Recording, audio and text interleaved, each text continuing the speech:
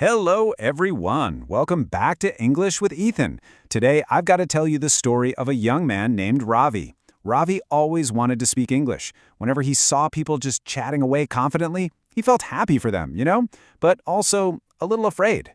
Well, one day he lands this job interview. The interviewer smiles across the desk and asks, "Can you introduce yourself in English?" And Ravi, well, he knew the answer in his head, but he just couldn't speak. He froze up, got totally nervous.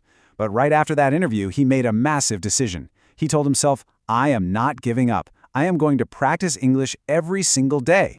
So, on the very first day, he learned just 5 new words. Day 2, he stood in front of a mirror and spoke for 5 minutes straight. And yeah, at first, he made a ton of mistakes, but he didn't stop. Fast forward 1 month, his pronunciation is getting sharper. 3 months in, he's actually joking around with his friends in English. And then, 6 months later, he walks into another big interview. This time, he smiles, completely confident, and introduces himself perfectly. The interviewer was blown away, and yep, Ravi got the job. So we have to ask ourselves, what actually changed here? I'll tell you what it wasn't. It wasn't his natural talent, it wasn't some fancy school, and it definitely wasn't luck. His daily practice changed everything. And the coolest part is, if Ravi can do it, you can absolutely do it too.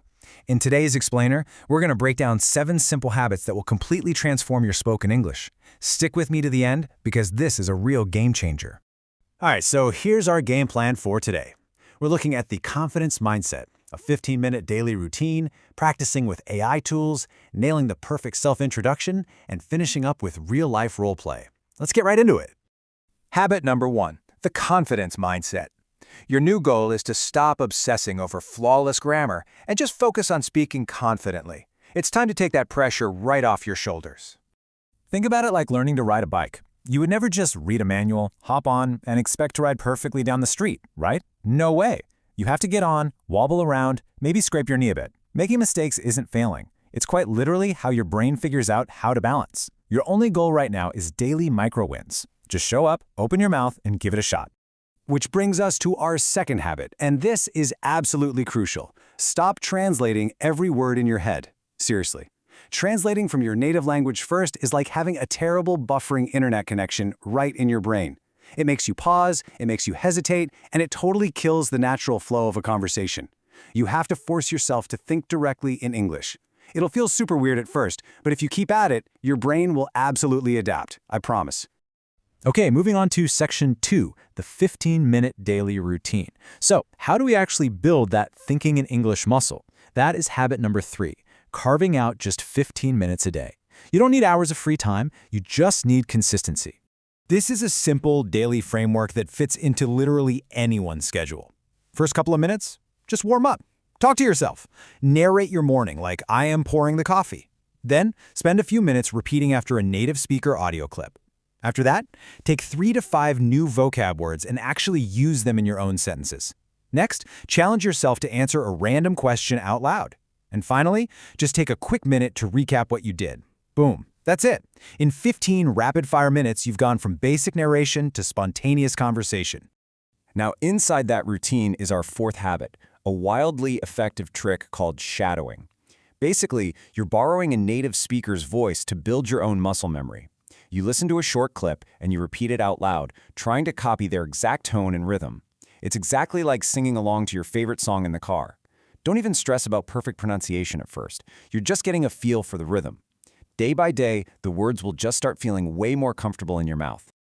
All right, section 3, practice with AI tools. This leads us to habit number 5, and it is a total game changer. We're turning platforms like ChatGPT into your personal, totally judgment-free conversation coach. If you've been holding back because you don't have anyone to talk to, AI completely solves that. You can type this exact prompt in. Ask the AI to act like a native-speaking friend. Chat casually. Ask one question at a time and correct your mistakes. Suddenly, you have a dynamic speaking partner available 24/7. And because you're telling it to go one question at a time, it feels like a real back-and-forth human text chain. You can tweak it for your exact level too. The absolute best part about this, the AI isn't just passively listening. It's actively fixing your grammar and vocabulary in real time using really simple, beginner-friendly language. And zero judgment. You can stumble, you can pause, you can make 100 mistakes in one paragraph, and your AI tutor will just patiently offer a more natural way to say it. It totally removes the fear factor. Moving right along to section 4, the perfect self-introduction. This is habit number 6. Think back to Ravi's story from the beginning. Freezing up during an introduction is exactly the hurdle he had to overcome, because your intro really sets the tone for the entire conversation. When you have a step-by-step formula in your back pocket, you literally can't freeze. It gracefully walks your listener from basic facts straight into a genuine personal connection. You start simple, greeting, your name, where you are, what you do. Then you drop in a quick background highlight and why you're chatting with them. Then comes the magic part. You throw in one fun personal detail, like a hobby, and finish up with a question to invite them into the conversation. It's a rock-solid script you can use anywhere. But we've got to watch out for a few common traps here. First, do not overwhelm the person with your entire life story. Keep it punchy, one detail per category. Second, don't memorize a robotic word-for-word essay. Memorize the structure, not the exact words. Also, be careful with your verb tenses. Mixing up past and present can really confuse people. And finally, always include one sentence about your goal or purpose. Keep it focused and you will nail that first impression every single time. And that brings us to section 5, real-life roleplay. This is our 7th and final habit. It's time to take everything we've talked about and actually put it into action, whether you're by yourself, with a buddy, or chatting with your AI coach. So why is roleplay just so incredibly effective? Well, when you simulate a real situation, like ordering a coffee, going to the doctor, or walking into a networking event, you force all those English words you've memorized to actually activate under a little bit of pressure. You learn the natural rhythm of a conversation. It also gives you a safe space to practice repairing, fixing a mistake mid-sentence without completely panicking. And if you throw in a twist, like maybe the barista gets your order wrong, you build the mental reflexes you need for the real world. Now, to really lock these habits in, I have a challenge for you. It's called the record and review. I want you to grab your phone, hit record, and speak for just 45 seconds. Maybe test out that new self-introduction. Then, listen back to it. You will be amazed at what you catch. But the #1 rule for this challenge, you have to completely ignore that fear of messing up. If you stumble on recording, who cares? Just keep going. Keep pedaling that bicycle. Think of today as a totally blank page. This is your clean slate. You have to remember that every single fluent, confident English speaker you've ever admired was once sitting exactly where you are right now.